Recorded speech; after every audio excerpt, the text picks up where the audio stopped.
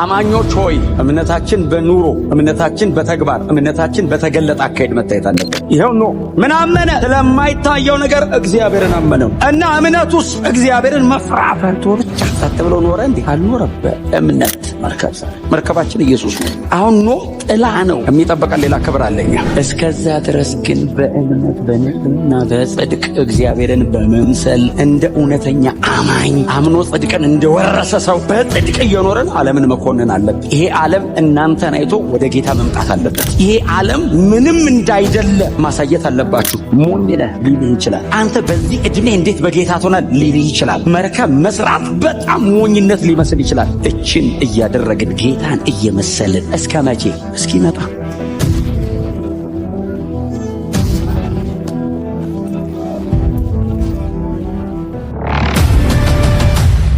ደግሞም ኃጢአት ለሚያደርጉ ሁሉ ምሳሌ እንዲሆኑ አይደለም ይላል። አሁን ጴጥሮስ ለምንድነው ሎጥን ያመጣው? ለምንድነው ሰዶምና ገሞራ ያንን ነገር ያመጣው? ኃጢአት ለሚሰሩ ሁሉ ምሳሌ እንዲሆኑ እግዚአብሔር በነዛ ከተሞች ላይ በዛ ዘመን ያደረገውን ነገር እንድታስታውሱ ነው። ኃጢአት የሚሰሩ ሰዎች እንደዚህ አይነት ነገር ይጠብቃቸዋል። ጥርጥር የለውም። ለምንድነው እንደዚህ አይነት ነገር የሚጠብቃቸው? የጥንቱ እግዚአብሔር የዘንድሮም ነው። እግዚአብሔር አይለወጥማ። በማንነቱ እግዚአብሔር አይጋጭም። ማንነቱ እግዚአብሔር አይለወጥም። አንቼንጀብል ነው። እግዚአብሔር የማይለወጥ አምላክ ነው። የጥንቱ የዘንድሮ የሚባል የለንም። ለዘላለም ያው ነው። እግዚአብሔር ስለማይለወጥ አሁንም ቢሆን ኃጢአትን የሚቀጣበት ፔናሊቲው ሲሪየስ ነው ትምህርቱ። ሎጥን ያመጣው ቁጥር 9 ሁለተኛ ዓላማው ጌታ በእውነት እያመለኩት የሚኖሩትን ከፈተና እንዴት እንደሚያድናቸው ለማሳወቅ ነው። ሁለተኛ ዓላማው የመጀመሪያው ኃጢአተኞችን እግዚአብሔር ይቀጣል ነው። ሁለተኛው በንጹህ ሕሊና በጤናማ መንገድ እያመለኩት የሚኖሩትን ደግሞ ያድናቸዋል። ለዚህ ለማነሳው ሁለት ነገር ሎጥን የመሰለ ምሳሌ አላገኝም አለ ጴጥሮስ። እንደ ሎጥ አይነት ምሳሌ አላገኝም። የኖህ አይነት ምሳሌ አላገኝም። የወደቁት መላእክትና ቅዱሳን መላእክቱ አይነት ምሳሌ አላገኝም። ሎጥ ግን በጣም ጥሩ ነው። ስለ ኖህ ብዙ አላወራም። ሰውየው በጣም አስጨናቂ ሰው ነው። ለማብራራት አይመችም። የኖረው ግን ከባድ ነው። 950 ዓመት እኮ ነው የኖረው። አንድ ቁጥር ነው የወጣው። እግዚአብሔር ስብስብ ሲያደርገው አንድ ቁጥር አዲስ ኪዳን ላይ ሳይጻፉ ከመሞት ሰውየው ብዙ አልሰራም። አንድ መርከብ 120 ዓመት ሰራ። በቃ ጨረሰ፣ ኮነነ፣ ሞተ። አንድ ጉዳይ ነው እድሜውን የጨረሰው። ያቺ ጉዳይ ግን ይኸው መስቀል እንዲህ ሽንቁር አድርጋ ነው የመጣችው። አዲስ ኪዳን ድረስ መጣች። ዘፍጥረት ላይ አንድ ታሪክ ነው እንዳንል መስቀል ተሻግሮ መጣ። በጽድቅ ዓለምን ኮነነ ተባለ። ማን ተብሎ ያውቃል? ማንም አልተባለም። ጽድቅ አዲስ ኪዳን በክርስቶስ ነው ያለው። ኖ ብሉይ ኪዳን በጽድቅ ዓለምን ኮነነ። ድሮ መርከብ መስራት ነው። ዘንድሮ አዲስ ኪዳን ሲመጣ ጽድቅ ሆነ። ድሮ በእንጨት ሰራ፣ አዲስ ኪዳን ሲመጣ በእምነት ሰራ ሆነ። በዚህ ሁለት ዓላማ ሎጥ ተጽፏል። አንደኛው እግዚአብሔር ኃጢአትን ይቀጣል። ሁለተኛው እግዚአብሔር እያመለኩት በጤንነት እያመለኩት የሚኖሩትን ደግሞ ያድናል። እግዚአብሔር እንደዚህ አይነት አምላክ ነው። ጮክ በሉና ያድነናል በሉ እስቲ። እያመለከን ነው የምንኖረው። እኛውን ቸርችን ያገኟችሁ ኋለኞቹ ነን እኛ። እንደው ግን ለማሳሰብ ያክል ነው በእውነት እንደ ጴጥሮስ የጻፈው ደጅ ላሉ ሰዎች አይደል፣ ለቤተ ክርስቲያን የተጻፈ መልእክት ነው። ቸርች ውስጥ ጌታን እያመለኩ ላሉ ሰዎች ማንቂያ ነው የተጻፈው። ደጅ ላሉት ምን ትነግራቸዋል? ራሱን እኮ ነው የሚኖሩት። ሰዶም ገሞራ እኮ ነው እኮ ደጅ የተጻፈው። ለማን ነው? አምልጠው በሎጥ አይነት አቋም ውስጥ ስጋቸውን በጥርሳቸው ነክሰው እየኖሩ ላሉ ሰዎች እኮ የተጻፈ ነው። እንዳትወሰዱ፣ የሰዶምና የገሞራ ጉዳይ ይዟችሁ እንዳይሄድ። ለምን? እግዚአብሔር ሰዶምና ገሞራ በጣም አማላይ፣ አታላይ፣ ልብን ጥልፍ የሚያደርግ እግዚአብሔር የሌለና የቀረ የሚመስል አይነት ሲስተም ነው ሰዶምና ገሞራ። እግዚአብሔር የታለ የሚያስብል ነው። አንድ ሰው መትረፍ እስከማይችል በመርዝ የተጠለቀለቀ ሲስተም ነው የሰዶምና ገሞራ ሲስተም። ብዙዎችን ውጧል። ሎጥስ እንዲያው እንደምንም ብሎ ታግሎ ቆሟል። እግዚአብሔር ጊዜው ሲደርስ ኃጢአትን ቀጣ፣ ያመለከውን አዳነው። እና ወሳጅ ነው ሲስተሙ እና ንቁ ነው። ጎናቸው ሰው ንቅንቅ አርጉትና ንቃ ብሉ። እንደዚህ መንቃት ቢቻል ኖሮ ተደባድበን በነቃን፣ በዱላ ሁሉ ብንነቃ። በእውነት እኮ ነው የምላችሁ። ዴዝ በጣም ሲሪየስ ነገር ነው። ስለ ቆምን ነው መሞትን የማናውቀው እንጂ መሞት በጣም ከባድ ነገር ነው። መንፈሳዊ ሲሆን ደግሞ ከባድ ነው በጣም። ስፒሪቹዋሊ ሰው ምንም ሳይመስለው ከእግዚአብሔር ዲፓርት ሲያደርግ ደግሞ በጣም ከባድ ነገር ነው። ይኸው እየቀረበ ያለው ፔናሊቲ ነው። ባይዘው እየቀረበ ያለው ፔናሊቲ ነው እየቀረበ ያለው። ሎጥን ዝም ብለን እኔ ወደ ኋላ ሄደ ዘፍጥረት 13 ዘፍጥረት 14 ዘፍጥረት 19 እነዚህ በሙሉ ሎጥ ያለባቸው ቦታዎች ናቸው። ሎጥ የአብርሃም ወንድም ነው አይደል? ወንድም ማለት የሥጋ ወንድሙ አይደለም፣ ያጎት ልጅ ነገር ናቸው። ግን ወንድሜ ሎጥ አለው። ማይ ብራዘር ይላልና አብረው ወጡ። ትዝ ይላችኋል። እግዚአብሔር አብርሃምን ውጣ ሲለው ፈርቶ ይዞት ወጣ። ሰውየው ባይዘው ተከትሎ ይወጣ ነው። ጌታ አብርሃም ሊወጣ ሲል ሎጥ እንዴት እንዴ የት አለው። እንደው አንድ እግዚአብሔር ነኝ የሚል አምላክ ይገርማል ተገለጠልኝ አለው። እግዚአብሔር የሚባል ተገልጦ ያውቅም። የመጀመሪያ ነው ሲገለጥ። የአብርሃም ብሎ ነው እግዚአብሔር ራሱ የጀመረው አይደል? እግዚአብሔር ራሱ ሲጠራኩ የአብርሃም ይስሐቅ ያዕቆብ ነው። ከአብርሃም በፊት የእንትና ተብሏል አይታወቅም። እግዚአብሔር ተገለጠልኝ። ማን ነው እግዚአብሔር? ዝም ብሎ ተገለጠልኝ በጣዖት አምልኮ ውስጥ እያለሁ እና ውጣ አለኝ። ወዴት ውጣ አለ? እንደው ዝም ብሎ ወደ ማሳይ ውጣ አለኝ። አመንከው? አዎ ሪል ነው አይቼዋለሁ። ደግሞ ያወራል እና ሲናገረኝ ደግሞ ውጣ ውጣ የሚል ነገር ነው። ታዲያ አይ መውጣቴ ነው ግን ከብቻዬ ከመውጣ እንደምታውቀው ነው። እኛ ዘላኖች ነን። አዎ ከብት እያረባን የምንዞር ሰዎች ነን። በየመንገዱ ጠላት አያጣንም። አዎ እንግዲህ በአባቴ በኩል በእናቴ በኩል ጠላት ሊኖር ይችላል። የሆነ ጠላት መንገድ ላይ አግኝቶ እንዳያጠቃኝ አብረኝ ትወጣለህ። እሺ የድሮ ሰው ጥሩ፣ የዘንድሮ ሰው ረጅም ሸኝቶ ነው የሚመለሰው። አካሄዳለሁ ይላል። ይሄኛው እሺ እንውጣ አለና እድሜውን፣ ህይወቱን፣ ስሙን፣ ታሪኩን አብርሃም ላይ ለጥፎ እግዚአብሔር አብርሃምንና ሎጥን ያጣላቸው አይደል? እዚህ በጣም ደጋግሜ ተናግሬያለሁ። ሁለቱም ባርኮ ነው የለያቸው አይደል?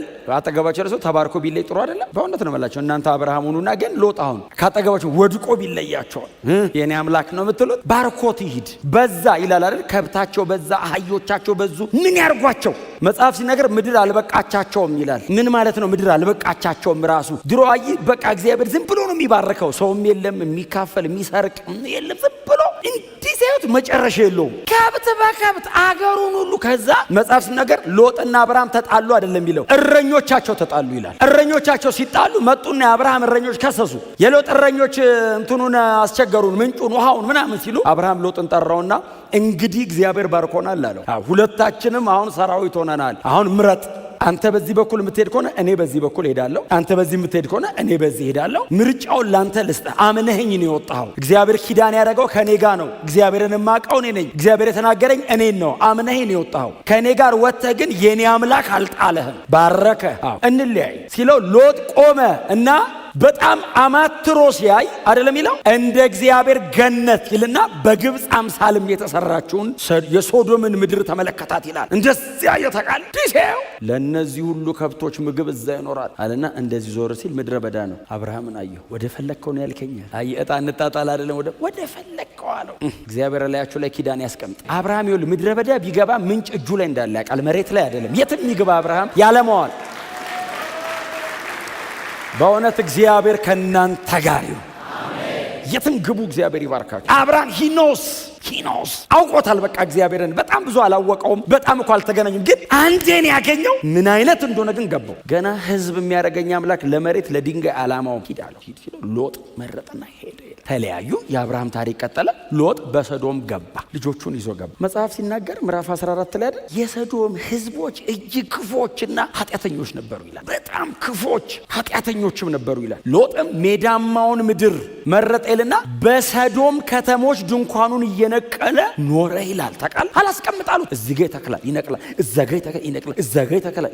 ወዴት ሂድ? በዚህ ጊዜ ጦርነት ተነሳ ይላል። ሌሎች 5 ነገስታት መጥተው ሰዶም ያለበትን አካባቢ ለመውጋት ጦርነት ተነሳ ብቻ አይደለም ተዋጉ ይልና ሰዶምንና ገሞራን ድል አረጓቸው። በዚህ ጊዜ ሎጥን ልጆቹንና ንብረቱን ማርከው ይዘው ሄዱ። በዚህ ጊዜ ማርከው ይዘው ሲሄዱ ከምርኮኞች መሃል የተረፈ አንድ ሰው እየበረረ ወደ አብርሃም መጣ ይላል። አይገርማችሁም? ግን አብርሃም ሩቅ አይደለም ያለው፣ እያየው ነው። ታውቃለህ፣ በሩቅ ደግሞ አብርሃም ያለበት ከፍታ ነው። ሰዶም ባይዘው ወደ ታች ነች። በኋላ ምዕራፍ 19 ላይ እግዚአብሔርን መጥቶ ወደ ሰዶም አየ ወደ ታች ይላል። አብርሃም ቤት ሆኖ አብርሃምም ከእግዚአብሔር ጋር ቆሞ ወደ ሰዶም ተመለከተ ይላል። ወደ ታች ነው። ሮጦ መጣና ጌታዬ አብርሃም አለው። አቤት አለው። የእንትን አገሮች መጡ። እሺ ሰዶም እንድል አረጓት። ሎጥስ አለ ማረኩት። ሚስቱና ልጆቹ ተማርከዋል። ንብረት ውስጥ ተቃጥሏል። ታዲያ ይዘውት ሄደዋል። 318 በቤቱ ያሉ የተዘጋጁ ባሮች ነበሩት ይላል። ሰውየው እኮ አንተ ሰራ አገር ሆኗል። 318 ባሪያ የት ጋር እንዳፈራ መጽሐፍ ቅዱስ አይነግርም። ብቻ ነው ውጣ የተባለው እግዚአብሔር ሳይነግረን የሰጠው ማለት ነው። አሜን በሉ። ሁሉ ይጻፍ እንዴ? መጽሐፍ ቅዱስ አይበቃማ። ዝም ብሎ የሆነ ቦታ ሰርፕራይዝ ያደርጋል። 318 ባሪያ ከየት መጣ ትላል። በቃ ነበሩ። እኔ ራሴ አላውቀውም ነበሩ፣ ግን በቃ አሉ 318 ባሪያ እየተዋለደ ምን እያለ ያደገ ማለት ነው። ታጠቁ አለ። ኦራቸውን ያዙ ይላል። ተከትሏቸው ሲደርሱ ማምሻውን ደረሱ ይላል መጽሐፍ እንደዚህ ይላል። እኔ ይኸውላችሁ ሚሊተሪ ሳይንስ ያውቃል አብርሃም። በቡድን አድርጎ ነገራቸው ይላል። ወታደር ሚሊተሪ ሳይንስ እኮ ነው። ይኸውልህ አንተ በዛ በኩል ግባ፣ አንተ በዛ በኩል፣ አንተ በዛ በኩል፣ አንተ በዛ ሚሊተሪ ሳይንስ በደንብ አስታጠቃቸው፣ ነገራቸው፣ እሻሉ ሄዱልና ድል አረጉ፣ አሸነፉ፣ ሎጥን አዳነው ይላል። ቤቱን ታደገለት ይላል፣ መለሰው ይላል። ሲመልሰውስ ሎጥ በሰዶም ቀረ። ኦልሬዲ ከአብርሃም ጋር ተለያይተዋል፣ እንደ ኪዳን ገብቶባታል ሰዶም ውስጥ። ስለዚህ አብርሃም ወደ አገሩ ምርኮን ይዞ ተመለሰ፣ ሎጥ በሰዶም ቀረ ይላል። ከዛስ አብርሃም ውለታ ውዬልሃለሁ ና ባሪያውን አላለውም። ኑሮህን ቀጥል፣ ችግር ካለ እመጣለሁ። መሀል ላይ የአብርሃም ታሪክ ነው። ከዛ የሚቀጥለው ኤሌዘር፣ አብርሃም፣ እግዚአብሔር፣ ጩኸት፣ ጭቅጭቅ፣ ለቅሶ፣ እንባ ምናምን አጋር ምናምን። ከዛ መጽሐፍ ሲናገር ምዕራፍ 18 ላይ እግዚአብሔር አብርሃም ጋር መጣ። እግዚአብሔር አብርሃም ጋር የመጣው ወደ ሰዶም እያለፈ ነው። እግዚአብሔር ሰዶምን ሊያጠፋ ሲያልፍ ይላል በአብርሃም በኩል አለፈ። እግዚአብሔር ለአብርሃም ተገለጠለት ይልና ቀጥሎ ምንድነው የሚለው? አብርሃምም እባካችሁ እንግዶቼ አለ ይላል አይደል? መጽሐፉ የሚለው እግዚአብሔር ተገለጠለት ነው። አብርሃም ሲጠራቸው እባካችሁ፣ አብርሃም 3 አድርጎ ይጠራቸዋል። መጽሐፉ እግዚአብሔርም ብሎ ይመልሰዋል። 3ቱ መጡና አብርሃም ቤት መምሬ ዛፍ ስር ቁጭ ብሏል። አብርሃም መምሬ የሚባል ሰውዬ አለ፣ ልጆች ያሉት ዛፉ እሱ ነው ባይዘው። እና አብርሃም የመምሬ ዛፍ በጣም ተለቅ ያለ ዋርካ ነገር ነው ማለት ነው። እንዲህ የአካባቢው አደባባይ እንደዚያው ወሎ ሰፈር አደባባይ እንደምንለው የመምሬ ዛፍ በጣም የሚታወቅ ቦታ ነው። አብርሃም መምሬ ዛፍ አካባቢው ቁጭ ብሏል። እግዚአብሔር መጣ አብርሃም ጋር። አብርሃም አንተ ጋር ነው የመጣሁት አለው። እግዚአብሔር ሆይ መጣህልኝ? አዎ። ታዲያ ቁጭ በላ፣ እንግዶች ቁጭ በሉ፣ የእግር ውሃ ላምጣላችሁ፣ እግራችሁን ልጠብ። የተከበረ ሰው ነው። 318 ባሪያ ያለው ሰው ምንድን ያለው ልክ ሲያገኙ እግራችሁን ልጠባ፣ ምግብም ላምጣ፣ ትንሽ ቆዩ፣ ትንሽ እያለፍኩ ነው ማለት ትንሽ እባክህ ትንሽ ቁጭ አለ። ሮጦ ሳራ ጋር ገባ። በይቶሎ በቂጣ ጋግሪ። ለምን 3 እንግዶች ደጅ ተቀምጠዋል። ሳራ እያለፉ ነው። እግረ መንገድ እንዳይመስልሽ የሆነ ነገር ሰርተው ነው የሚሄዱት ነው ቤት። እግዚአብሔር በሌላ በኩል አይሄድም፣ በላይ አይሄድም እንዴ? ማን ይከለክለዋል? በላይ ቢሄድ ለምን በዚህ መጣ? አብርሃም ፈልጎ ነው። አሜን ብሎ የዛሬ ዓመት ይስሐቅ ያለው በዚህ የዛን ቀን ነው። ወደ ሰዶም እየወረደ ነው። በዚህ ቀስ ብሎ መጥቶ የዛሬ ዓመት ብሎ ሄደ። የዛሬ ዓመት ድጋሚ ይመጣሉ አለው። ድጋሚ ሲመጣ ሳራ ወንድ ልጅ አቅፋ ነው የሚመጣው አለው። እግዚአብሔር የዛሬ ዓመት እመጣለሁ ብሎ ሲሄድ አይመሽም ታጋለና አይመሽ አይነጋ ስትዘጋጅ አልቀህ ነው የምትጠብቀው። ሳይነግረን እኮ ሲመጣ ነው ጥሩ። የዛሬ ዓመት እመጣለሁ ያለው የዛን ቀን ነውና ምግብ አዘጋጅ ያላት። ከዛ በጣም የሰባውን አይደለም የሚለው የሰባውን ወሰደልና መጽሐፍ በጣም በጥንቃቄ እንዲጻፈው መጽሐፍ ስጋው ልል ነበር ይላል። ሲያኝኩት እንዳይከብድ አመጣ እኮ ለእግዚአብሔር እኮ አመጣ፣ አረደ፣ አዘጋጀ፣ ቂጣ ተጋገረ፣ አምጥቶ አስቀመጠ። ብሉ ጠጡ ብሉ። እግዚአብሔር እንደዚህ ያለው ሳራ የታለች አለው። እግዚአብሔር ሁሌ ነው ቼክ የሚያደርገው። ሳራስ ቆናቸው ብቻ ናት ተታይ በሉት ውስጥ ሳራ የታለች ሲለው ሳራ አለች ድንኳኑ ደጅ ጋ ናት ሲለው ንገራት የዛሬ ዓመት ወንድ ልጅ ትወልድልሃለች ሲለው ሳራ ስማ ደጅ አካባቢ ና ባይዘው ሀፋፍ እንዲህ ድንኳኑ ውስጥ ብለች ሳራ ሲባል ሰምታ እየሰማች እንዲህ እየሰራች ባንድ እጇ የዛሬ ዓመት ትወልዳለች ሲል እየሰራች እኮ ነው። እቃ ኮሽኮሽ እያደረገች ካት ብላ ሳቀች። እግዚአብሔር እንደዚያ ለምንድን ነው ሳቀች ሲል አረ ጌታ ያልሳኩም ስትል የዛሬ ዓመት ወንድ ልጅ ትወልጃለሽ አትሳቂ፣ ብትስቂም ችግር የለውም ስሙን ይስሐቅ ብየዋለሁ ብሎ እግዚአብሔር ተነሳ። የአብርሃምን ጉዳይ ጨርሶ የሚያምነውን አድኖ ወደ ሰዶም እየሄድኩ ነው። ለምን አለው? ላጠፋው ነው። ካታስትሮፊዮ አይደለም የሚለው ቃሉ። ካታስትሮፊዮ ማለት ባይዘ ከሰማይ እሳት ወርዶ ማቃጠል ብቻ ሳይሆን አብሴንድ ዳውን ልገለብጠው ነው አገሩ ነው አለው። እንዲህ ልገለብጠው ነው አለው። ያለው እንዲህ ልከድነው ነው አለው። አጠፋዋለሁ አለ ሰዶምን። መጽሐፍ እንደዚህ ይላል። አብርሃምም እግዚአብሔርን እየተከተለ እግዚአብሔር ሆይ አለው። አቤት አለው። እየሄደ ነው ስማ፣ እንዳያጠፋ እኮ እያዘገየው ነው። እግዚአብሔር ሆይ አለው። እግዚአብሔር መለስ ብሎ አቤት አለው። እንደው አትቆጣኝ፣ አንዴ በፊት መናገር ጀምሬ የለ አዎ እንደው እባክህ አትቆጣኝ። ደግሞ የምድር ሁሉ ዳኛ ይሄንን ያደርጋል? እግዚአብሔር እንደዚህ ያለው አንተ እኮ የምድር ሁሉ ዳኛ ነህ። አንተ እንዲህ ካረክ እኮ በቃ ከተማ ዓለም ጠፋ። የምድር ሁሉ ዳኛ ይሄን ያደርጋል እንዴ? እንደው ግን ህዝቡ ብዙ አይደለም 50 እንደው ደህና ሰው ጻድቅ እንደው አንተን የሚፈራ ካገኘ ከተማዋን ትተዋታለህ አለው። 50 ካለ አላጠፋም፣ እየወረድኩ ነው ቆጥራቸዋለሁ አለው። ስማ አብርሃም ሰዶምን ያውቃታል።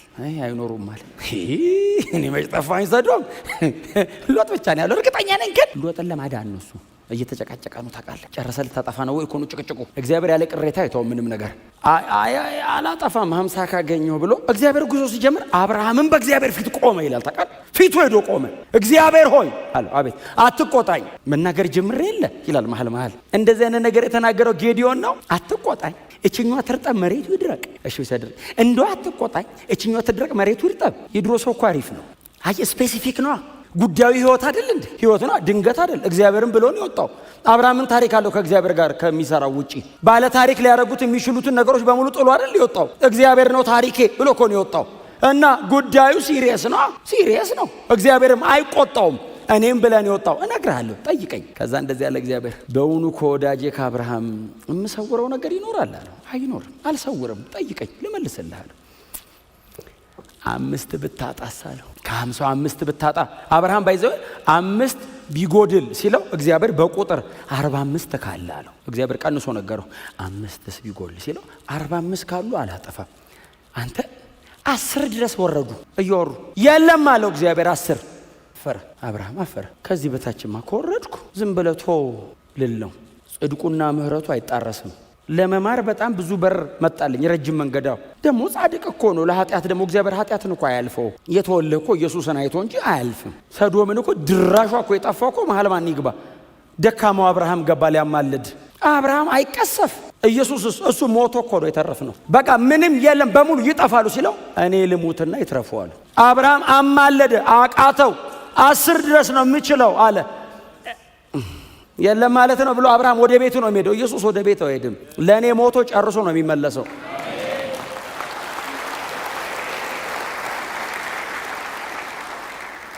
10 ድረስ ወረዱ። ከዛ መጽሐፍ እንደዚህ ያለ እግዚአብሔር ለአብርሃም እንደዚህ ያለው በፊቴ ኃጢአታቸው ወጥቷል አለውና ምን እንዳርተቃላችሁ በእርግጥ በእኔ ፊት እንደወጣው እንደሆነ በመካከላቸው ሄጄ እመለከተዋለሁ አለው። ተቃል እኔ ፊት ወጥቷል በጣም ኃጢአታው የሰዶም ኃጢአት እኔ ፊት መጥቷል አለው። በእርግጥ እኔ ጋር እንደደረሰው ነው ብዬ ሄጄ አያለሁ ብሎ ገቡ ይላል አይደል? ወደ ሰዶም አንዱ ከአብርሃም ጋር እያወራ ሁለቱ ገቡ። የእግዚአብሔር መላእክት ይላቸዋል፣ ቴዎፌላ ይለዋል። የእግዚአብሔር መላእክት ገቡ። ሲገቡ ወደ ሰዶም እግዚአብሔር ወደ ሰዶም ሲገባ ሎጥ በከተማይቱ በር ላይ ቁጭ ብሏል ይላል። ውስጥ ደጅ ቁጭ ብሏል። ሎጥ ምን ታረጋለህ አለው። የት ልቀመጥ አለው። ምድሪቱ በሙሉ በእርኩሰት በአመጽ የተሞላች ናት፣ የት እቀመጣለሁ አለው። የከተማ ደጅ ላይ ቁጭ ብሏል። ታውቃለህ፣ ይሄንም ያክል የተከበረ ሰው እግዚአብሔር የባረከው ሰው በብዙ ከብት በብዙ ሀብት የተሞላ ሰውዬ ከኃጢአታቸው ጋር እንዴት ተባበራለሁ አለው። ከተማው ብዙ መሬት አለው፣ በጣም ስፔስ አለው፣ ለኔ ግን የለውም። ሲስተሙ ለኔ አይሆንም። በጣም ኃጢአት አመጽ ፐርሶኒፋይ ሆኖ ኃጢአት ስጋ ለብሶ የሚራመድበት ከተማ ነው። ለብዙ ሰው ቦታ አለው፣ ለክርስቲያን የለው። እኔ አንተን የአብርሃም አምላክ ብዬ ተከተልኩን አንተ ነው እማመልክ እኮ አንተን ነው። በእነሱ ስርዓት በእነሱ አመጽ በእነሱ ኃጢአት በእነሱ መንገድ እኔ ልሄድ አልችልም። አንተን አውቄሃለሁ አብርሃም ጋር አንተን ነው ማመልክህ። እንደምትፈልገው ሆኜ ነው የምኖረው ለአንተ። ስለዚህ ከተማው ለኔ አይሆንም፣ መርጬ ነው የመጣሁት። እየተሰቃየሁ ነው። ደጅ ቁጭ ብሏል። እግዚአብሔር እንደዚህ ያለው ሎጥን እንሂድና ግባ አለው። የት አለው? ወደ አንተ ከተማ እንግባ አለው። አብረው ወረዱ። በጣም ይገርማቸዋል። በሰው አይነት ነው አይደለ የመጣው። ከሎጥም ጋር እያወራ የከተማው ሰዎችም አዩት ይላል። ገቡ እና ሎጥ ቤት ገብቶ ቁጭ አሉ። ቁጭ ሲሉ የከተማው ሰው መጽሐፍ እንደዚህ ይላል፣ ወጣቶችም ሽማግሌዎቹም ጭምር ያለ መጡ ይላል። የሎጥን ቤት በር ሊገነጥሉ ይደበድቡ ጀመር። ሎጥ ወጣ ይልና በሩን ከኋላው ዘጋው ይላል። እንዳይገቡ ዘጋው። ምንድነው ሲላቸው በቤት ያሉትን ሰዎች አውጣ፣ ከነርሱ ጋር ደግሞ አመጽን ማድረግ እንፈልጋለን ሲሉት እባካችሁ ብሎ ለመናቸውና ቀጥሎ እንደዚህ ያለ ወንድ የማያውቁ ሴቶች ልጆች አሉኝ፣ እነሱን ልስጣችሁና የወደዳችሁትን አድርጉ፣ እነዚህ እንግዶቼ ናቸው፣ እንደው እባካችሁ እንደዚህ ያሉት። ይሄ አሉ እርስ በርስ ምጻተኛ ሆኖ መጥቶ በእኛ ላይ ሊፈርድ ነው እንዴ አሉና ገፈታትረውት በሩ ሊገነጥሉ ሲሉ ይላል በውስጥ የነበሩት ሁለቱ መላእክት ይላል ሎጥን ጎትተው ወደ ውስጥ አስገቡትና በሩን ዘጉት ይላል። ከዛስ በሩን ፈልገው እንዳያገኙ አሳወሯቸው ይላል። በሰላም አንተ ፊት ለፊት የምታየው በር ሲጠፋብ፣ ሰው ግን ለኃጢአት ያለው ሲሪየስነስ አይኑ ተይዞ አያቆምም። እንደዚህ ያሉት ሎጥን ከተማይቱን ልናጠፋት ነው የመጣ ነው አለው። ሴት ልጆቹን አያቸው፣ ሚስቱና ሴት ልጆቹ አሉ አያቸው። ሌላ ዘመድ አለ እንዲህ አለው። የልጆቼ ያላገቧቸው እጮኞች አሏቸው ሲል በል ሰብስባቸው አለው። ቶሎ ሰብስበ ይዘውጣ፣ ኦሬዲ ታወረውልሃል፣ ይዘውጣ፣ አንተ እንደወጣ ከተማው ይጠፋል አለው። መጽሐፍ እንደዚህ ይላል። ልጆቹንና የልጆቹን እጮኞች ይዞ እሱና ሚስቱ ሆነው ጉዞ ጀመሩ። ከዛ ሎጥ ትንሽ አይቲንክ እድሜው ትንሽ ሄድ ብሏል። እንደዚህ ያለው ወደ ተራራ ውጣና ሽሽ ነው ያለው። ተራራ መውጣት አልችልም እኔ፣ ተራራ እየወጣው እያለ ትደርስብኛለህ፣ እያጠፋሁ እያለ እሳቱ እኔንም ያገኘኛል፣ ወደ ዞአር ልሂድ አለው። ሌላ ከተማ ሲለው መጽሐፍ እንደዚህ ይላል፣ አንተ ከዚህ ከተማ ሳትወጣ ምንም ማድረግ አልችልም አለ። በጣም ይገርመኛል። አንተ እዚህ ያለ ምንም ላደርግ አልችልም፣ ውጣ አለው። ችግር የለውም እጠብቅሃለሁ አለ። ሂድ። ክብር ለእግዚአብሔር ይሁን። ቁጥር 7 ጻድቅ የሆነውንና በአመፀኞች ሴሰኛ ድርጊት እየተሳቀቀ የኖረውን ሎጥን ካዳነ። ቃሎቹ ትንሽ ጠንከራ ይሉ። እየተሳቀቀ የምትለው ቃል ትንሽ ከባድ ይችላል። እንደው ዝም ብሎ ኖረ ቢሆን ኖሮ ጥሩ ነበር። እየተሳቀቀ ማለት ያዋርዱሃል ማለት ነው። አንተ በጽድቅ ስትኖር እነሱ በአመፅ ሲኖሩ፣ እነሱ ጽድቅ እየሰሩ አንተ ኃጢአት እየሰራ ነው የሚመስለው። ያሳቅቁሃል። በጽድቅ መኖርን ያቃልሉብሃል። ጴጥሮስ ለምንድን ነው ይሄንን የምትነግረን ሲሉት፣ የሐሰተኛ መምህራኑ ይሄንን ነው እያደረጉ ያሉት። በእግዚአብሔር መንግሥት ሰው ለጽድቅ ጨክኖ ሲኖረው ይሳቀቃል። ሊያሳቅቁት ይሞክራል። ምንድነው ክርር አርገ ጽድቅ የምትለው ይሉታል። እየተሳቀቀ ከአመፃቸው ጋር አልስማማም፣ ከኃጢአቶች ጋር አልስማማም ብሎ ጻድቅ ነፍሱን አስጨንቁ። ነፍስን ማስጨነቅ ነው ማለት ነው። ነፍስን አለማስጨነቅ ነው ማለት። ማስጨነቅ ማለት እኮ ነፍስ ፍላጎት አላት፣ መከልከል ማለት እኮ ነው። ታይ ነፍስ ውስጡና አስጨነቀኝ፣ ተጨነቂ። ሎጥ አንዴ ምን ከተማ ደጅ ያስቀመጠ ሲስተም ውስጥ አንዴ ግባና በቃ እግዚአብሔር መቼ እንደሚመጣ ምን ይታወቃል። አሁን የምትችለውን አርግና ቶሎ ተሯሯጥና እንመርጥ ነው። ነፍስን ማስጨነቅ፣ መከልከል፣ እምቢ ማለት። ለምንድን ነው እንደዚህ የምናደርገው? የእግዚአብሔር ጊዜ አለ። እግዚአብሔር ጻድቅ ነው። ሚስ እንዳታረጓት ይችል። እግዚአብሔር ጻድቅ ነው። God is righteous። ጻድቅ ነው በፍጹም ለድርድር የማይቀርብ ባህሪው እግዚአብሔር ጽድቁ ነው። ለድርድር አይቀርብም። እግዚአብሔር መቼ ነው ኃጢአትን የሚቀጣው? ባገኘው ቁጥር ኃጢአትን እግዚአብሔር ባገኘው ሰዓት ይቀጣዋል። እግዚአብሔር ኃጢአተኛውን ነው የሚቀጣው። ኃጢአተኛውንማ እግዚአብሔር ማዳን ነው የሚፈልገው። እግዚአብሔር የሚቀጣው ኃጢአትን ነው። ኃጢአተኛው እምቢ ካለ ነው እግዚአብሔር ደርበው የሚቀጣው እንጂ ኃጢአተኛውንማ ና አምልጥ ናውጣ ነው የሚለው። ኃጢአቱን ልቅጣው አንተ አምልጠው ነው የሚለው። እግዚአብሔርማ ኃጢአተኞችን ማዳን ነው የሚፈልገው። የእግዚአብሔር ልብ፣ የእግዚአብሔር ኢንቴንሽን ምንም ነገር ካረገ ኃጢአተኛን ለማዳን ነው ትግሉ ሰውየውን ለማላቀቅ ነው። ሰው ግን አንዳንዴ ልከኛ ነው። እንደ ሰዶም ሰዎች እነዚህን እንግዶች ምንም ልታደርጓቸው አትችሉም ሲል አሳውሯቸው፣ ከዛስ እምቢ ብለው አልፈው እልከኝነታቸው እንጂ እግዚአብሔርማ ኃጢአተኛውን ማዳን ነው ፍላጎቱ። የእግዚአብሔር ናፍቆት የኃጢአተኛ መዳን መትረፍ ነው። ኃጢአትን ግን እግዚአብሔር መቼም ታግሶ አያውቅም። ከቅድስናው ጋር አብሮ ሄድማ። እግዚአብሔርን በጣም ዋጋ ያስከፈለው ነገር ኃጢአት ነው። በጣም ነው ዋጋ ያስከፈለው እግዚአብሔርን ኃጢአት በጣም ነው ዋጋ ያስከፈለው። የሰራሁት እኔ ነኝ። የበደለው እኮ ሰው ነው። እግዚአብሔር ዋጋ ከፈለ። የበደለውን ሰውዬ ከስራው ሊያላቅቀው በጣም ዋጋ ረጅም ማይል እግዚአብሔር መጣ። ኃጢአትን እየቀጣ ሰውየውን እየነጠቀ ሰውየው ተመልሶ ይዝበታል እያላቀቀ። በኃጢአተኛ በአመፅ ስራቸው ሳይጠላለፍ ጻድቅ ነፍሱን አስጨንቆ በመካከላቸው የኖረውን ሎጥን ካዳነ። እያሳቀቁት የተቀመጠውን ሰውዬ እግዚአብሔር መጥቶ አዳነው። እግዚአብሔር በልጁ በክርስቶስ ኢየሱስ በኩል እንደገና ይገለጣል። ሚስ እንዳታረጓት። ክርስቲያን የመጽናት አቅሙ ምንድነው? የክርስቶስ ኢየሱስ መገለጥ። የሶዶም ሰዎችን እንዴት አድርጎ እንደቀጣ ምንድነው የሚለው? ቁጥር 9 ላይ እያመለኩት የሚኖሩትን ከፈተና እንዴት እንደሚያድናቸው ካለ በኋላ አመፀኞችን እየቀጣ ለፍርድ ቀን እንዴት ጠብቆ እንደሚያቆያቸው ያውቃል። ማን ነው የሚያውቀው? እግዚአብሔር። ሎጥ አይደለም፣ እግዚአብሔር ነው የሚያውቀው። እስከ ፍርድ ቀን ድረስ እየቀጣ ያቆያቸዋል። በፍጹም አይተውም። አንድ ቀን አለ የፍርድ ቀን የሚባል፣ እስከዛ ቀን እየቀጣ ያቆያቸዋል። ይሄንን ማን ነው የሚያውቀው? እግዚአብሔር ይሄንን ያውቃል። ቀጥሎስ እናንተም ወቁ ነው። ምን ጥያቄ ያለው? እግዚአብሔር ወደር የሌለው እጅግ ታላቅ ምህረት ያለው አምላክ ነው። ሁላችን የእግዚአብሔር ምህረት ውጤቶች ነን። የዳነው በምህረቱ ነው፣ እያለነው በምህረት ነው፣ የምንኖረውም በእግዚአብሔር ምህረት ነው። እግዚአብሔር ያቀረበውን መንገድ ግን ሰው እምቢ ካለ እግዚአብሔር ምን ያርግ? በቃ የመጨረሻ ይሄ ነው፣ ኑ እባካችሁ ውጡ ሲል፣ ሰው መውጣት አቃተኝ ሲል እግዚአብሔር መጥቶ ና እንውጣ አለው። አሁን ሰዶምና ገሞራ በአካል በመካከላቸው ተገልጦ ወንጌል ሰብኳቸው አይደለም። ተመለሱ የሚል ስብከት የሰበካቸው በሎጥ ኑሮ ነው፣ በሎጥ ህይወት ነው። ሎጥ ባለመስማማት ነው የሰበካቸው። በጽድቅ ኑሮ ነው የሰበካቸው። ከነሱ ጋር ህብረት ባለማድረግ ነው የሰበካቸው። እግዚአብሔር የሰዶም ከተማ መልእክተኛው ሎጥ ነበር። ሎጥ እምቢ ብሎ እየቻለ እድሉ እያለው እሱንና ቤቱን ወንድ የማያውቁ 2 ሴት ልጆች ነበሩት ይላል። ከሲስተሙ ጋር ኢንጌጅ ያላረጉ ማለት ነው። ራሱንም ቤቱንም ነው ጠብቆ የኖረው። ኖ ይሄ ስብከት ነው ለነሱ። እግዚአብሔር አልነገረንም እንዳይሉ እግዚአብሔር በሎጥ በኩል እየነገራቸው ነው። የእግዚአብሔር ሰባኪው ሎጥ ነበር። በኖህ ዘመን የነበሩ ሰዎች እግዚአብሔር የት ጋር ነው የነገርከን ሲሉት መርከብ እየሰራ ነው። መርከብ መስራት ለካ ስብከት ነበር። ኃጢአተኛ ስራቸውን ኮነነ ይላል። ለካ እየተሰበከ ነው እየተደረገ። ለካ የሆነ ነገር እየሰሩ ነው የሚመስለው፣ ግን እየሰበኳቸው ነው። እነሱ የሚያደርጉትን አያደርጉም፣ ለብቻቸው ነው የሚኖሩት። ያለካ መልእክት ነው። ሰው የሚተረጉመው ፉሊሽነስ፣ ሞኝነት፣ የማይረባ ከዘመኑ ጋር የማይሄድ ሞደርን ያልሆነ ዘም ብሎ ባህላዊ አይነት ትንሽ ቀየር አትልም። ለካ ስብከት ነው። ዘፍጥረት ላይ የነበሩት ሰዎች ስለማይገባቸው ይሆን እግዚአብሔር አዲስ ኪዳን ላይ እንደገና ደግሞ የሚነግረን እነዛ ሰዎች የማይረዱ ነበሩ እያለ ነው እንደ መጽሐፍ አይደለም።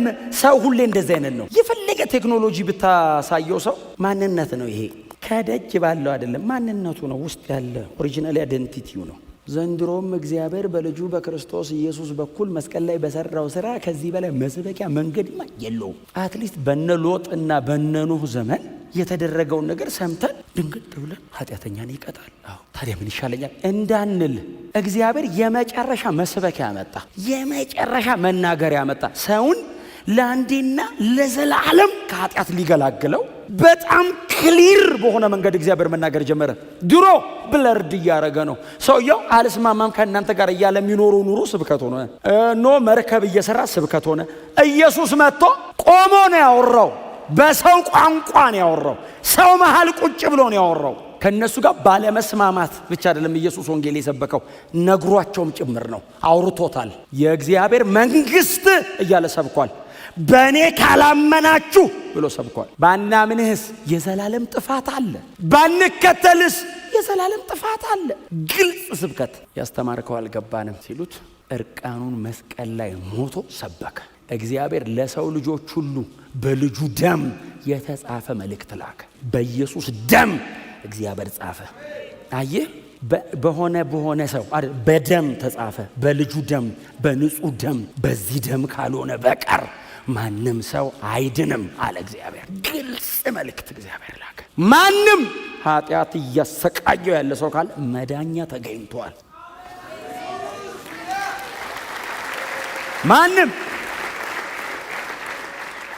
ማንም እንዲሞት እግዚአብሔር አይፈልግም። ማንም እንዲጠፋ የእግዚአብሔር ፈቃድ አይደለም። እግዚአብሔር ለኃጢአትና ለእሳት የወሰነው ሰው የለም። እንድትድን ይፈልጋል እግዚአብሔር። እኔ ለማዳን ልጁን ላከ። ከምንድን ነው የሚያድነኝ ኢየሱስ? ከኃጢአትና ከኃጢአት ነው። ሰይጣን ሰው ላይ የሚገዛው በኃጢአት እኮ ምክንያት ነው። ሞት በኃጢአት ነገሰ ነው እኮ የሚለው። ሕይወትስ በጽድቅ ነገሰ ነው። ሰይጣን ምንድነው ዋናው ስፔሩ መጠቀሚያው? ኃጢአት ሲን ነው ግራውንድ የሚያደርገው ላይ ኢየሱስ ሲመጣ ሲንን አፍርሶ ጽድቅ፣ ከዛ ሕይወት። እንዴ ሰይጣን በምን ሊይዝ ይችላል? በኃጢአት ነው የሚይዝ። በምንድን ነው የሚከታተል? ኃጢአት። ታዲያ መፍትሄው የክርስቶስ ኢየሱስ ሞት፣ የክርስቶስ ኢየሱስ ደም። በጣም ቆንጆ አጣቢ አለ ዘንድሮ። የላውንደሪው አይነት መርጠህ ታስገባለህ። ልብስህን ነጭ ሰታቸው ነጭ መልሱልህ። ነጭ ነው ትላለህ። የኢየሱስ ደም ሲያጥብህስ ነጭ ማለት አትችልም። ኢየሱስ የለበሰው አይነት ነው የሚያለብስ ባይዘው ሲያጥብህ። ለዛ ነው ኢየሱስ ልብሱ ይላል በምድር ላይ ያለ አጣቢ አጥበው ሊያነጣ ከሚችለው በላይ ነጭ ሆነ አለና ማቴዎስ እየጻፈ ነው ባይዘው። አየው ነጭ ነው። ዋው! በምድር ላይ ያለ አጣቢ አጥበው ሊያነጣ ከሚችለው በላይ አለና የራሱንም ሲይ ነጭ ነው። ይሄማ ሁለቱም ነጭ መሆን የለበት። ኢየሱስ በእንዶድ ነው የታጠበው ወንዝ ወስዶ። ቆንጆ ነው እንዶድ። የኢየሱስን ነጭ ነው አይደለም ያለው፣ እንደ ብርሃን ብሩህ ሆነ። ነጭ ብቻ አይደለም ብርሃንም ጭምር ነው። ይሄኛው ሲቀድስ የኢየሱስ ደም በእግዚአብሔር ፊት ሕያው ነው የሚያደርግ። ደረቅ ነጭ ብቻ አይደለም ሕያው። አንድ ቃል አለ ራእይ ላይ ልብሳቸውን በበጉ ደም ያጠቡ የሚል። በደም ታጥቦ የሚነጣ ልብስ ታውቃለህ? መሬት ላይ እስቲ በደም እጠብና ሞክር። ትጥለዋለህ ልብሱን። የኢየሱስ ደም ብቻ ነው አጥቦ የሚያነጻ። ልብሳቸውን በበጉ ደም ያጠቡ እነሱ ሊገቡ ይገባቸዋል። እነማ ልብሳቸውን በበጉ ደም። ከኃጢአት መንጫው የኢየሱስ ደም ነው። ከኃጢአተኝነት መላቀቂያው የመስቀሉ ስራ ነው። እንዲህ በጣም ከባድ ነገር በሰው ልጆች ታሪክ እኮ ኃጢአት ነው። መተው የሚያቀት ነገር ኃጢአት ነው። ማን ነው የሚያድነኝ? እኔ አለ እግዚአብሔር። አዳኛው እኔ ብቻ ነኝ። ከግብፅ ከምናምን ከአማሌቅ ከነሰናክሬ ምናምን ብቻ ከኃጢአት አድናለሁ። አበሳ ሆኖ ላይ ተቀምጧል። አውልቄ ጥልልና ንጹህ ልብስ እኔ ነጭ ነው የምለውን እላይ ላይ አጠልቅልሃል። እስቲ አሜን በሉ። አዎ እንደዚህ ያሉትን እግዚአብሔር ያድናቸዋል። ብራዘርስ ሲስተርስ፣ መልእክቱ ለሌላ ሰው አይደለም። ዛሬ ከዚህ ጣራ በታች ላለለኛ ነው፣ ሌላ የለውም። ኃጢአት በጣም አስጨናቂ ነገር ነው። ቸርች ውስጥ ራሱ ሰው እየኖረ እኮ በጣም የሚጎትተው ነገር አንዱ ኃጢአት ነው። ለዛ ነው አይደል ቸርች ውስጥ ላሉ ሰው አንድ ሰው ያለ እቺ ልንገራችሁን አደጠቅላላችሁ። መዝሙር 73 ላይ አሳፍ ትዝ ይላችኋል። አሳፍ የሚሉ ሰውዬ ሲጀምር እንደዚህ ልባቸው ለቀና ለእስራኤል እግዚአብሔር እንዴት ቸር ነው ሲል እስራኤል አሜን። ወደ ታች ወረድ ሲል በኃጢአተኞች ቀናው አለ። ይሄ እያልክ ነው እንዴ የምታነበው? ልክ ነህ እያልክ ነው እኮ የምታነበው። ቀናው አለና ስማ፣ ሰው የፈለጉትን ያገኛሉ። አንድ እኮ ነው የሚያስቀናህ ደጅ። አንተስ መንገዱ ቀጭን ነው፣ በገመድ ላይ ታይትሮፕ፣ በገመድ ላይ እንደመራመድ እንዲህ ባላንስን ጠበቀ ነው የምትሄደው። እነሱስ ዥው ባጠገብ ህንፃው መንገዳቸው ነው፣ አየር መንገዳቸው ነው፣ መሬት አንተስ አንድ ናት መንገድ። 100 መንገድ ካለ አንድ ነው እግዚአብሔር። 99 በሙሉ የሰይጣን። ሰይጣን በፈለገው ይጠቀማል፣ እግዚአብሔር በአንድ ነው የሚጠቀመው። አንድ ነች። እስቲ አሜን በሏ። እግዚአብሔር 100 አለ መርጠ የሚል ነገር የለም። አንድ ነው ያለው ይላል። አረ ሌላ አማራጭ እግዚአብሔር ይሄኛው ጠበበ በዚህ በኩል ነው እያለ ሲሄድ አሳፍ ባጠገቡ የፈለጉትን ያገኛሉ አለ። ቀጥሎስ ለሚፈልጉት ነገር አይጸልዩም አለ። አንተ ተንበርክከ እነሱ አይጸልዩም እና አንተ ጸልይ፣ እነሱ እጅ ላይ ነው ያለው። እንዴ አለ ቀናው አለ። ተሸወድኩ አለ። ተሸወድኩ። እግዚአብሔር ሲረዳው ሰፈራቸው አይደለም ቤተ መቅደስ ሆኖ በመስኮት ነው የሚያዩ። ታቦቱ እዚህ ጋር አለ። ጎናቸው በመስኮት አትይበሉት። አይንህን እኮ የነቀልክ ሰዓት አንተን እዛው ለማስቀረት አይን ደግሞ ቀረ ማለት በዛው በመስኮት ትወጣለህ። እግዚአብሔር ርቶ እንዲህ ካልዞርክ ድንገት እንደዚህ በታቦቱ ፊት ካህን እኮ ነው ድምፅ ሰምቶ ነው አንድ ኃጢአተኛ፣ እሱ የሚያውቀው ኃጢአተኛ እኔ ጸልዬ ይሄ ሰውዬ እኮ አምላክ የለውም። ቀጥሎ ምንድን ነው የሚለው? አፋቸውን በሰማይ ላይ ያላቀቃሉ አለ፣ ይሰድቡዋል አለ፣ አይናቸው ይጉረጣረጣል የሚል ቃል። አይናቸው ይጉረጣረጣል ምን ማለት መሰለህ? ፕራይድፉል ናቸው፣ ትዕቢተኛ ምን ያደርገኛል ይላሉ። በከንቱ እጄን ታጠብኩ አለ። ታውቃለህ ቆሞ እግዚአብሔር ማለት ዝም ብሎ ነው መጸለይ፣ መንፈሳዊ መሆን፣ አጉል ቸርቻ፣ አጉል የጌታን አጉል ምናምን ቃሉ ላይ ጸሎት ላይ ምናምን ጊዜ መውሰዳ በከንቱ ቃሉ ነው የሚለው። በከንቱ እጄን ታጠብኩ ምን ማለት መሰለህ? በንጽህና የኖርኩት ዝም ብዬ ነው ማለት ነው። ይኸውልህ በከንቱ እጄን ታጠብኩ የምትለው መቼ እንደሆነ ታውቃለህ? ፍላጎት ያ ከሆነ ነው። ፍላጎት እግዚአብሔርና እግዚአብሔር ጋር ከሆነ ያንን አይተህ በከንቱ ነው አትልም። ለምን? ያን ብዬ አይደለማ በከንቱ የታጠብኩት። የታጠብነው ሰማይ ብለን ነው። እስቲ አሜን በሏ። ቸርች ለምንድነው አዘውትረህ የምትመጣው? ለምንድነው ከኃጢአት ጋር የምትታገለው? ለምንድነው በጣም ህብረት ላይ ሲሪየስ ነው? ሰማይ አለ ብዬ ነው። መሬት ላይ የሆኑ ሰዎች የሆነ ነገር ሲሆንላቸው ወይኔ እግዚአብሔር ሆይ የምትለው ያንን ፈልገ ቸርች ከመጣ ነው። በኋላ ላይ እዛው እንደዚህ እያያቸው ነው። በዚህ በከንቱ እጄን ታጠብኩ ምናምን ብሎ ሰውየው እግዚአብሔር ሲረዳው እግሩን ብድግ አላደረገ። እንደዚህ ያይ ሞቱ። ሲሞቱ ለሞታቸው አላው ጣር የለውም። እኔ ልሞት ስላል 3 ቀን አጣጥሬ ነው የምሞተው። እነሱስ ሲሄዱ ራሱ ሽው አኗኗራቸው ብቻ ግን አሟሟታቸው ራሱ ይገርማል አለና ከዛ ዞር አለ። ዋው ቅድስተ ቅዱሳን ውስጥ ገባ። እንደዚህ አለ። ወደ እግዚአብሔር መቅደስ እስክገባ ድረስ ነበር ለካ አለ። እግዚአብሔርን ሲያየው መንገዳቸው ለካ ድጥ ነበር አለ። ጥፋት ይከተላቸዋል አለ። እግዚአብሔር ቸር ነው አለ። ጎናቸውን ሰው አይንን ከኢየሱስ ላይ እንዳትነቀል በሉት። ብራዘር ሌላ መዳኛ መንገድ የለውም። ሌላ ማምለጫ፣ ሌላ መትረፊያ የለውም። እግዚአብሔር በጣም ኃጢአት ላይ ሲሪየስ ነው። ግን ማምለጫና መዳኛ መንገድ ተዘጋጅቷል። ታግለ ተጣጥረ ተማሙተ አይደለም የሚለው መጽሐፍ ቅዱስ። በክርስቶስ ኢየሱስ በኩል እግዚአብሔር ለኃጢአት የአንዴና የመጨረሻ ጊዜ መድኃኒት አዘጋጅቷል። ጌታ ኢየሱስ ክርስቶስን ቀጥ ብለ ስትከተል፣ አይንን ኢየሱስ ላይ ስታረግ እግዚአብሔር በህይወት ላይ ያለውን የሰዶምና የገሞራን አይነት ነገር ሰብሮ ይጥለዋል። እንደ ሎጥ በስነ ስርዓት የከተማ በር ላይ ቁጭ ብለ ተጠብቀዋል። ኢትስ ኤ ሲስተም ውስጥ ያለው ዲመኒክ የሆነ አውሮ የሚገዛው ስርዓት ኃጢአት ለስትፉል የሆነ ሲስተም ነው። አልስማማም። ቁጭ እስከ መቼ ይሉታል። እግዚአብሔር እስኪመጣ። ካልመጣስ ወደ ውስጥ ሳልገባ እዚቹ ሞታለሁ። የመጨረሻ ምርጫ አዎ እግዚአብሔር እስኪመጣ መጠበቅ ነው። እንደሚመጣ ጥርጥር የለኝም፣ እርግጠኛ ነኝ። ካልመጣና ከቆየስ እሞታለሁ እዚሁ። እግዚአብሔር ዘገየ ተብሎ ሰዶማዊ አይኮንም። እያወሩ ያሉት ግልጽ ነው። ኢትስ ኤ ሲስተም። ከዚህ ከተማ እኮ ነው የወጣው እኮ ስሙ። የከተማ ስም ነው ባይዘው ስሙ ሰዶምና ገሞራ የከተማ ስም። ከተሞች እኮ ናቸው ከተሞች። ለዛውም አጓጊ፣ በጣም አጓጊ ከተማ። እንዴት እንደሚጣልፍ ኢትስ ኤ ሲስተም። ምን ላይ ነው የተሰራው? ፍላጎትህ ላይ የተሰራ ከተማ፣ ምኞት ላይ ድሪም የምታረገው ነገር ላይ ዲዛይር ቶት ላይ የተሰራ ከተማ እና ቶሎ አንተን አትራክት እንዲያረግ ተደርጎ ነው የተሰራው። ጥልቅ በልበል የሚል ከተማ፣ እሱን ከልከለ መቀመጥ ክርስቲያኒቲ እሱ ነው። እንዲህ ነው ብላችሁ ልትነግሩኝ ከምትችሉት በላይ ነው የምታልፉት መከራ። መቼ ሳይሆን ራሱ እያለፋችሁ ያላችሁት መከራ አንዳንድ ነገር አልስማማን በማለታችሁ ምክንያት። እኔ እንደምታውቁት ቸርች ነው ሙሉ እና ኦልሞስት የማደርገውም ነገር የማገኘውም ሰው በብዛት በቃ እንደዚህ መንፈሳዊ ነገር ነው። እናንተ ስራ ቦታ፣ ንግድ ላይ፣ የተለያየ ቦታ ውስጥ ነው የምትሉት። ዓለም ውስጥ ነው ያላችሁት። ሲስተሙ ላይ ገብታችሁ ትንቅንቁ የለውም እጥፈት ያለ እንደዚህ። ጌታ ኢየሱስ ምንድን ያለ መንገዱ ቀጭን አለና ጥቂቶች እኛ ነን ጥቂቶች በሉት እስቲ ጎናቸው እርሶ ጥቂቶቹ እኛ ነን በሉት። አዎ እኛ ነን። 130 ሚሊዮን አለ አገሪቱ ላይ ጥቂቶች። በማን ነው የሚገባው? ጥቂቶች። ስንት ናቸው? ጥቂት። ማን ያለው? ጌታችን። አስገቢው። መንገዱ ጠባብ ነው። የትኛው ነው መንገድ? እኔው ኑ በእኔ በኩል ስል ኧረ አንተ አይሆንም። ዓለምን ለማዳን መጥቶ 11 ነው የቀረው እጁ ላይ 11 እና ጥቂት ነው የተራመደው በዚህ በኩል። ሌሎቹስ የሕግ መምህራኑ ጥቅልል የተሸከሙት የአይሁድን መንፈሳዊ ነገር እንጠብቋለን የሚሉት በሙሉ አንፈልግም እና እኛ የሚስማማን በቄሳር በኩል አንድ ኧረ እኛ አንፈልግም እንደዚህ አይደል። ስለዚህ ጌታ እንዲያለ ጥቂቶች ናቸው አለ። ከተማ ሙሉ ተከተለው የሚላለ 12000 ተከተለው የሚላለ 5000 ተከተለው የሚላለ 120 ከዛ 70 ከዛ 12 ተከተሉት የሚላለ ከዛ 3 ተከተሉት የሚላለ ከዛ አንድ አለ ከዛ ኢየሱስ ብቻውን ቀረ የሚላለ። ሲሞት ብቻውን ነው ባይዘው።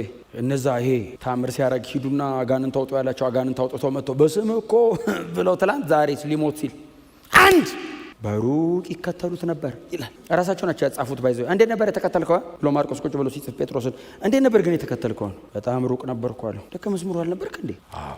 አሁን ደግሞ የቤተ ክርስቲያኒቱ ዋናው ሐዋርያው አንተ አይደል? ያው ያኔ መንፈስ ቅዱስ አልተሞላውም፣ ልሳንም አልናገርም፣ ጸጋ ስጦታም አልወረደም፣ እንዲህም አልነበርንም። ደግሞ ኢየሱስን ሳየው በጣም ነው የምወደው፣ ግን በቃ የሚያድነኝ አልመሰለኝም። በጣም ስለምወደው ሩቅ ሆኜ የሚያድነኝ ስላልመሰለኝ ራቅኩት። በጣም ስለምወደው ግን አለመከተል አልቻልኩም። ኃይሉ ላይ ጥያቄ ገባብኝና ራቅኩት። ፍቅሩ ግን አሸነፈኝ። በሩቅም ቢሆን እዚህ አየው ነበር በሰው መሃል ይሳቃል ምናምን ሲሉ ተንጠራርቼ 3 ዓመት ተኩል አብሮኝ ያሳለፈውና የምሬን ነበር የተከተልኩት። በጣም ወድጄዋለሁና ሊሞት ነው ማለት ነው ብዬ ብቻው ሞተ። እንጀራ አለ ሲባል ተጠራርተው እንጀራው ማታ ነው። እንደናንተ ወንጌል ገብቶት በጧትም ይመጣል። ማታ ነው እንጀራው። ቴካዌ ምናምን ይኖረዋል።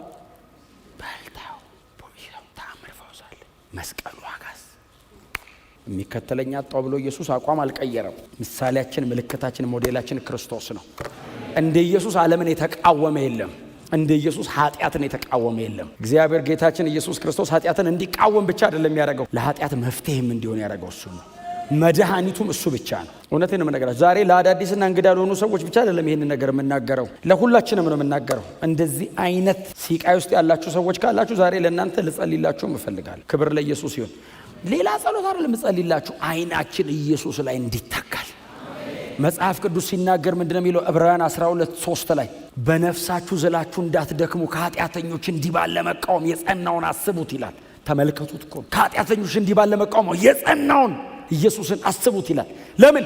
ነፍሳችሁ ዝላችሁ እንዳትደክሙ። የሚያዝል የሚያደክም መንገድ ላይ ተስፋ አስቆርጦ የሚጥል ነገር ብዙ ነው። ታዲያ እንዲጨርስ ምን ላድርግ? ኢየሱስን ተመልከት። እርሱ ነውርን ንቆ በፊቱ ስላለው ደስታ በመስቀል ታግሶ በእግዚአብሔር ዙፋን ቀኝ ተቀምጧል። ሃሌሉያ! ጨርሶ ተቀምጧል። ጨርሰን እንሄዳለን።